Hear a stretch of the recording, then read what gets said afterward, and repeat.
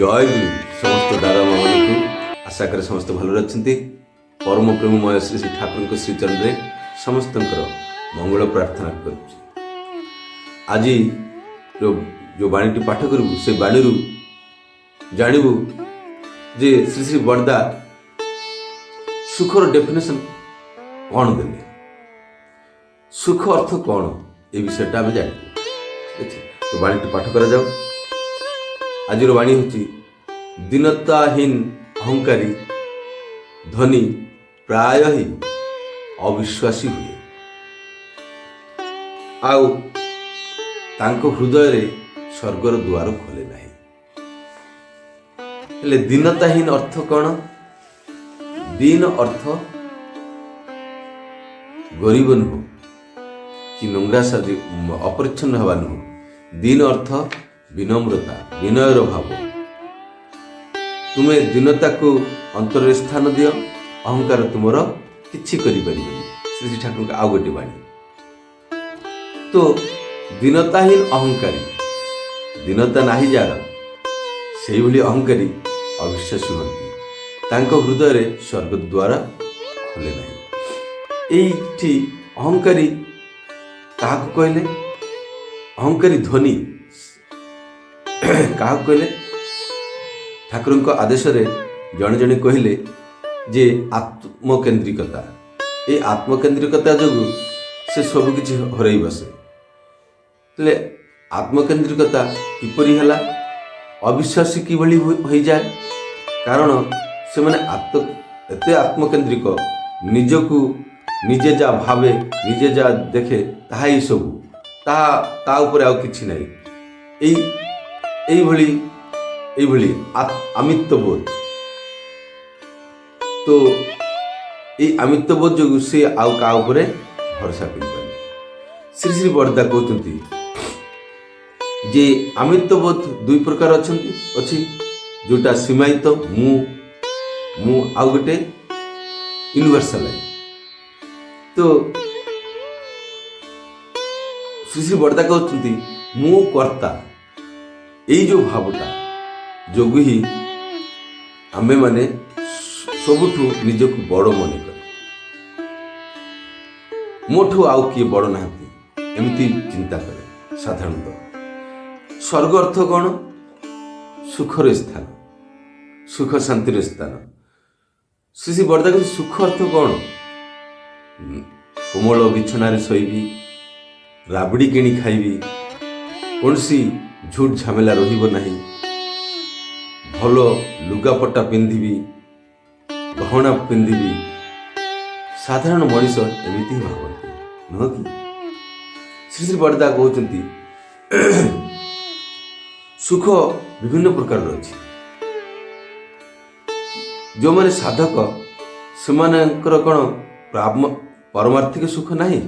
ଜଣେ କହିଲେ ଜାଗତିକ ସୁଖ, ଆଉ ଗୋଟେ ପାରମାର୍ଥିକ ସୁଖ। ଶ୍ରୀ ଶ୍ରୀ ବଡ଼ଦା ତାର ଉତ୍ତରରେ କହୁଛନ୍ତି ଯେ ଯେଉଁମାନେ ସାଧକ ସେମାନଙ୍କ କ'ଣ ପାରମାର୍ଥିକ ସୁଖ ନାହିଁ? ସେ ଯିଏ ପ୍ରକୃତ ସୁଖୀ ହେଇଛନ୍ତି, ସୁଖ ପାଇଛନ୍ତି, ସିଏ ଜାଣନ୍ତି। ସେ ଯିଏ ମନେ କରନ୍ତି ଭଲ ଖାଇବି, ହଲିବିନି, ହଜମ କରିବା ପାଇଁ ପରିଶ୍ରମ କରିବି ନାହିଁ, ଚାଲିବି ନାହିଁ, ସେଥିରେ କ'ଣ ହୁଏ? ନାନା ପ୍ରକାର ବାତ ରୋଗ, ଡାଇବେଟିସ୍, ବ୍ଲଡ୍ ପ୍ରେସର, ବିଭିନ୍ନ ପ୍ରକାର ରୋଗ ଦେଖାଯାଏ। ଅନେକ ସାଧୁସନ୍ଥ ଦେଖାଯାଏ ଯେଉଁମାନଙ୍କର ଆଖିରେ କି ଜ୍ୟୋତି, ବିରାଟ ଜ୍ୟୋତି, ବହୁତ ତାଙ୍କ ଆଖିରେ ଜ୍ୟୋତି ବାହାରେ। ସେମାନେ ଅନାୟାସରେ 20-30 ମାଇଲ ପ୍ରତିଦିନ ବୁଲେ। ୱାର୍ଲଡରେ ବଡ଼ ବଡ଼ ଗବେଷକମାନେ କହୁଛନ୍ତି ଲବଣ, ଲୁଣ, ମିଠା କମ୍ ଖାଇବା ପାଇଁ, ଏକଦମ ବାଦ ଦେବା ପାଇଁ କହୁଛନ୍ତି। ପିଆଜ, ରସୁଣ, ମାଂସ ଏଗୁଡ଼ାକ ମଧ୍ୟ କମେଇ ଦେବା ପାଇଁ କହିଛନ୍ତି। କମ୍ ଖାଇବା ଯୋଗୁଁ ରୋଗ ମଧ୍ୟ କମ୍ ହୁଏ। କମ୍ ଖାଇଲେ ରୋଗ ମଧ୍ୟ କମ୍ ହୁଏ। କର୍ମକ୍ଷମତାର ପାଇଁ କିଛି ଖାଦ୍ୟ ଦରକାର ଅଛି, ତେଣୁ ତାହା ପାଇଁ ସାଧୁମାନେ ଈଶ୍ୱରଙ୍କ ଆଡ଼କୁ ଦୌଡ଼ନ୍ତି, ପରମାନନ୍ଦ ଲାଭ କରନ୍ତି। ଆମ୍ଭେମାନେ ଯାହା ଖାଉ, ଏ ଲୁଣ, ଲଙ୍କା, ରାଗ ଏହିସବୁ ଖାଇ ଖାଇ ପ୍ରବୃତ୍ତିର ଅଧୀନ ହୋଇଯାଉ, ଇନ୍ଦ୍ରିୟ ପରବଶ ହଉ। ଖାଇବା ସାଙ୍ଗରେ ପ୍ରବୃତ୍ତିର କ'ଣ ମିଳ ନାହିଁ? କୌଣସି ସୂତ୍ର ନାହିଁ ଅଛି। ତୁମର କ୍ରୋଧ ବେଶୀ, ଡକ୍ଟର ଏମିତି ଡାଏଟ୍ ଦେବେ ଯେଉଁଥିରେ ତୁମର କ୍ରୋଧ କମିଯିବ, ରାଗ କମିଯିବ। ଖାଦ୍ୟରେ ମଧ୍ୟ ଖାଦ୍ୟ ଭିତର ଦେଇ ସଂଯତ କରିବାର ବ୍ୟବସ୍ଥା ଅଛି। ସ୍ୱର୍ଗଟା କ'ଣ? ସ୍ୱର୍ଗ କହିଲେ କ'ଣ ବୁଝାଏ? ସମସ୍ତେ କହନ୍ତି ସୁଖ, ସୁଖର ସ୍ଥାନ, ଯେଉଁଠି ସୁଖ ମିଳେ। ଶ୍ରୀ ଶ୍ରୀ ବର୍ଦା, ମୁଁ ଗୋଟିଏ ପ୍ରକାର ବୁଝେ, ତୁମେ ଆଉ ଗୋଟିଏ ପ୍ରକାର ବୁଝ। କେହି ହୁଏତ ବର୍ଷ ସାରା ଆମ୍ବ ଖାଏ। ଜଣେ ଜମିଦାର ଥିଲେ, ସିଏ ତାଙ୍କର ଖାଦ୍ୟରେ ପ୍ରତିଦିନ ଇଲିଶି ମାଛ ଦରକାର, ଆଉ ସେଇ ଇଲିଶି ମାଛ ସଂଗ୍ରହ କରିବା ପାଇଁ ଯେତେ ସବୁ କାର୍ଯ୍ୟକଳାପ ଚାଲୁଥାଏ।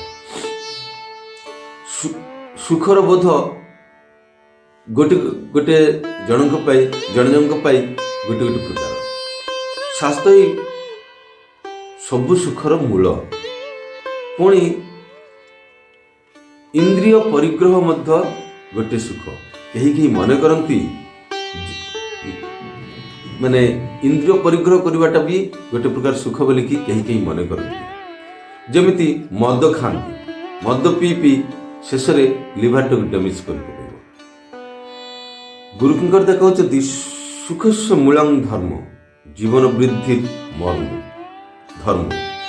ଆମ୍ଭେମାନେ ଯଦି ଆଦର୍ଶ ଧରି ଚାଲିବୁ ହେଲେ ସୁଖରେ ରହିବୁ, ଏଇ କଥା କହୁଛନ୍ତି। ଶ୍ରୀ ଶ୍ରୀ ବର୍ଦା କହୁଛନ୍ତି ଆମ୍ଭେମାନେ ଅନେକ ତ ଅଛୁ, ଆଦର୍ଶ ଧରି ଚାଲିଛୁ, ତବୁ ହେଲେ ମଧ୍ୟ ସୁଖ ପାଉନୁ ତ।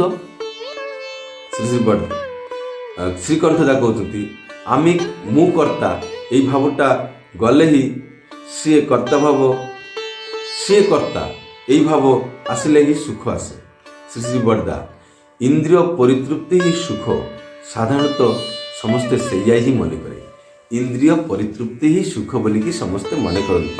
କିନ୍ତୁ ଦେଖାଯାଏ ସେଥିରେ ତାହାର ପରିଣାମରେ ମଧ୍ୟ ଦୁଃଖ ହିଁ ଆସେ। ସତ୍ୟତା ହେଲେ ସୁଖର ଡେଫିନେସନଟା କ'ଣ?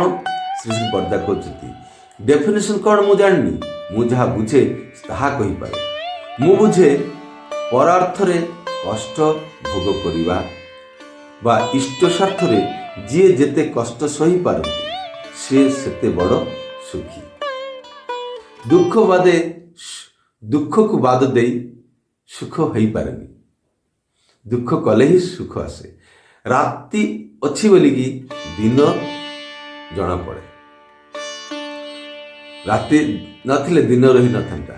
ସବୁଠାରୁ ବଡ଼ କଥା ହେଲା ଇଷ୍ଟ ସ୍ୱାର୍ଥରେ କିଏ କେତେ ସହିପାରନ୍ତି, କିଏ କେତେ ସହିପାରନ୍ତି। ହନୁମାନଙ୍କର ମୁହଁ ପୋଡ଼ିଯାଉଛି କିନ୍ତୁ ସେଥିରେ ତାର ଧ୍ୟାନ ନାହିଁ, ତାର କଷ୍ଟ କରିକି ହିଁ ସୁଖ ପାଆନ୍ତି, କଷ୍ଟ ବିନା ସୁଖ ନାହିଁ। କେତେ ମା ନିଜର ଜୀବନ ହରେଇ ବସେ ପିଲା ଛୁଆକୁ ଜନ୍ମ ଦେବାକୁ ଯାଇ। ତୁମେ ଯେତେ କର ଗାଡ଼ି ବାଡ଼ି ସେଥିରେ ସୁଖ ନାହିଁ। ଠାକୁର କହୁଛନ୍ତି ଇଷ୍ଟ ସ୍ୱାର୍ଥରେ ଯେତେ କଷ୍ଟ ହେବ ସେତେ ହିଁ ମଳିନତା କଟିଯିବ। ମଳିନତା ମାନେ ଆମ ଭିତରେ ଯେତିକି ପାପ ପଙ୍କିଳ କାଦୁଅ ଅର୍ଥାତ୍ ଅପରିଚ୍ଛନ୍ନ ମନ, ଅସତ୍ ଭାବନା, ଅସତ୍ ଚଳନ, କପଟତା, ଏଇସବୁ ମଳିନତା ଆମର ଦୂର ହୋଇଯିବ ଯେତେବେଳେ ଆମେ ଇଷ୍ଟ ସ୍ୱାର୍ଥ ପ୍ରତିଷ୍ଠା କରିବାକୁ ଦେବୁ। ତେଣୁ ସବୁ ସମସ୍ୟାର ସମାଧାନ ଜାଣିଥାଏ ଇଷ୍ଟ ପ୍ରତିଷ୍ଠାନ। ଇଷ୍ଟଙ୍କୁ ଜୀବନ ଧଲେ ସବୁ ସୁଖ ପ୍ରାପ୍ତି ହେବ, କଷ୍ଟ ନ କଲେ ସୁଖ ନାହିଁ। ଠିକ୍ ଅଛି, ଆଜି ପାଇଁ ଜୟ ଗୁରୁ।